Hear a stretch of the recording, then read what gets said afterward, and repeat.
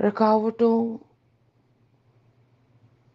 اور الجھنوں سے کبھی مایوس مت ہونا، مشکلات کی وجہ سے کبھی پریشان مت ہونا۔ اگر کوئی مصیبت سخت آ جائے، آزمائش سخت آ جائے تو پریشان مت ہونا۔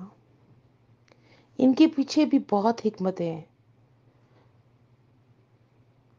اگر کوئی برا بھلا کہنا شروع ہو جائے تو پریشان مت ہونا،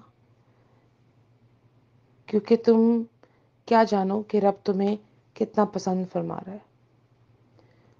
یہ تو صرف رب جانتا ہے، یا تمہارے اندر کا وہ دل جانتا ہے۔ یہ رب کی حکمتیں ہیں۔ آپ کا راستہ جس طرف صراط المستقیم پہ چل رہا ہے اس پہ رکھو، اپنے راستے کو کبھی مت بدلنا کسی کے پیچھے بھی، کیونکہ کوئی تو شاید سرائے کی طرح آئے اور چلا جائے۔ ہو سکتا ہے رب تمہیں اپنے پاس اپنے قریب کرنا چاہتا ہو اور اپنا قرب عطا کرنا چاہتا ہو۔ اپنے قرب کے لیے، اپنی اللہ سے دوستی کے لیے کسی کی دل آزاری مت کرنا، اللہ اور قریب ہوتا جائے گا۔ اور کبھی ایسا مت سوچنا کہ میں رب کے بہت قریب ہوں۔